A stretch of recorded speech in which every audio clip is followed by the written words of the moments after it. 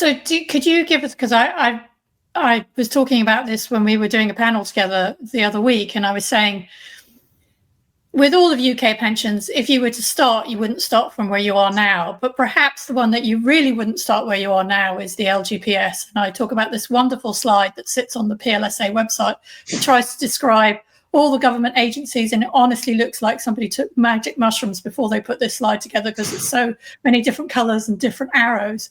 So I know there's kind of competing forces on how it's regulated, and then there has been lots of debate as well as whether how you value these pensions, and they did escape the very draconian valuation that private sector pensions got. So what's kind of difference in discount rates are we talking there?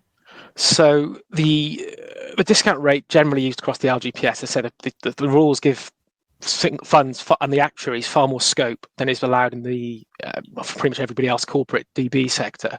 So the most schemes use what you might call an expected return on the portfolio adjusted for prudence type approach. So you generally have a discount rate that's probably a 4 or 5% type numbers, and critically it's been of that order of magnitude for a number of years. So it hasn't gone up or down as long-term bond yields have moved. So it hasn't been whipsawed in the way that discount rates for corporate DB and others have been. So it's quite a different valuation framework and way of valuing the liabilities, and that then has a feed-through impact on the asset allocation and whether things like direct liability hedging make sense and how you might think about contribution levels. It's in reality, it's a more flexible system, and I think you used the word draconian. It's just less rigid. So there is more scope to be able to focus on delivering the aims, the long-term aims for the stakeholders, and doing that affordably within and managing contribution levels in an appropriate way.